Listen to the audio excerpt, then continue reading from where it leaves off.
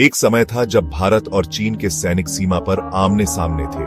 गलवान घाटी में लोहा लड़ा, खून बहा, 20 भारतीय जवान शहीद हुए। देश भर में आक्रोश फैला। चीन के खिलाफ बहुत से उत्पादों पर प्रतिबंध लग गए। लेकिन आज क्या हो रहा है? वही चीन जिसे हम कल तक दुश्मन समझते थे, आज फिर से हमारे करीब आ रहा है। और इसके पीछे है एक ऐसा कारण जो दुनिया के राजनीतिक नक्शे को बदल सकता है। कुछ दिन पहले डोनाल्ड ट्रंप ने भारत पर 50% तक के आयात कर लगा दिए। उनका तर्क था कि भारत रूस के तेल को खरीदकर यूक्रेन युद्ध में उसकी मदद कर रहा है। लेकिन सच क्या है? रूस के तेल का 67% चीन को जा रहा है और यूरोपीय संघ रूस का सबसे बड़ा गैस खरीदार है। फिर भी ट्रंप ने भारत को निशाना बनाया। क्यों? क्योंकि उनकी नजर है भारत के कृषि क्षेत्र पर, 99 लाख करोड़ रुपए के उस बाजार पर जहां 350 मिलियन किसान अपनी जिंदगी जी रहे हैं। अमेरिकी किसानों के पास है विशाल खेत, सस्ता क्रेडिट और राज्य की भारी सब्सिडी। अगर भारत अपना कृषि बाजार खोल दे तो अमेरिकी दूध 32 रुपए प्रति लीटर में आ सकता है, जबकि हमारा किसान 50 रुपए में बेचता है। इसका मतलब है हमारे किसान दिवालिया हो जाएंगे। और इतिहास याद दिलाता है, 1945 का बंगाल अकाल भारत के लिए एक खौफनाक याद है। अगर हम अपने भोजन की आपूर्ति किसी दूसरे देश पर छोड़ दें तो आने वाला संकट और भी भयानक हो सकता है। इसी दबाव में भारत ने एक नया रास्ता तलाशना शुरू कर दिया, और वह रास्ता है चीन के साथ रिश्ते सुधारना। हाँ, वही चीन जिसने 1961 में हमारी सीमा पर हमला किया, जिसने नेहरू के हिंदी चीनी भाई भाई के सपने को तोड़ दिया। लेकिन राजनीति में दोस्ती या दुश्मनी स्थायी नहीं होती। जो आज दुश्मन है, कल वही सहयोगी बन सकता है। और यही हो रहा है। चीन के लिए भी हालात आसान नहीं। अमेरिका ने उस पर तकनीकी प्रतिबंध लगा रखे हैं। एआई चिप्स, सेमीकंडक्टर, हुआवेई पर प्रतिबंध। ट्रंप के टैरिफ ने चीन के निर्यात पर भी भारी असर डाला है। ऐसे में चीन भी नए साझेदार ढूंढ रहा है और भारत एक आदर्श विकल्प है। क्यों? क्योंकि चीन अब छोटे मोटे उत्पादों में नहीं रहना चाहता। उसकी मजदूरी बढ़ गई है। एक समय चीन में बारबी डॉल बनाने का खर्च $1 था, अब वह $6 से ज्यादा हो गया है। तो चीन ने फैसला किया, अब हम उच्च मूल्य वाले उत्पाद बनाएंगे। बैटरी से शुरुआत करने वाली कंपनी BYD आज दुनिया की सबसे बड़ी इलेक्ट्रिक कार कंपनी बन गई है।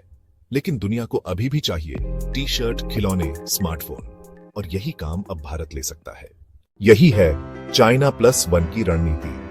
फॉक्सकॉन, सैमसंग, हैसब्रो सभी चीन से भारत, वियतनाम और मैक्सिको में अपना उत्पादन शिफ्ट कर रहे हैं। शाओमी ने भारत में अपने 99% फोन भारत में ही असेंबल करने का फैसला किया।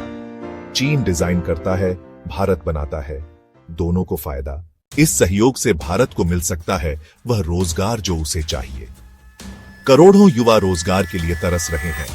चीन की तकनीक और पूंजी के साथ भारत एक निर्माण केंद्र बन सकता है और चीन को मिलेगा एक विशाल बाजार।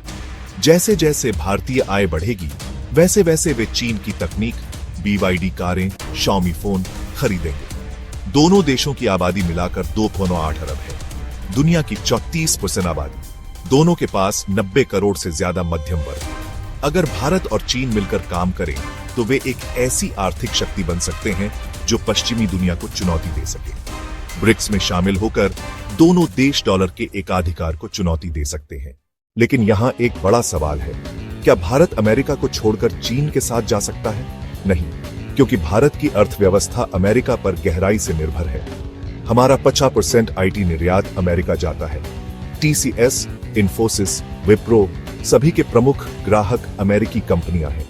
हमारी दवाओं का 40% निर्यात अमेरिका में होता है। और अब तो अमेरिका हमारा तीसरा सबसे बड़ा रक्षा आपूर्तिकर्ता भी बन गया है। अमेरिका एक घात शैतान है, हम उसके नियमों को समझते हैं। लेकिन चीन, वह एक अज्ञात फरिश्ता है। आज वह हमें खाद, खनिज और मशीनें देने की बात कर रहा है, लेकिन कल फिर से वही पुरानी रणनीति। क्या हम फिर से उस पर भरोसा कर सकते हैं? इसलिए भारत का रास्ता न तो पूरी तरह अमेरिका के साथ होना चाहिए, न ही चीन के साथ, बल्कि भारत को ऐसी रणनीति बनानी होगी जहां वह किसी का आधार न बने। हमें अपनी ताकत बनानी होगी, अपने उद्योग, अपनी तकनीक, अपनी आत्मनिर्भरता।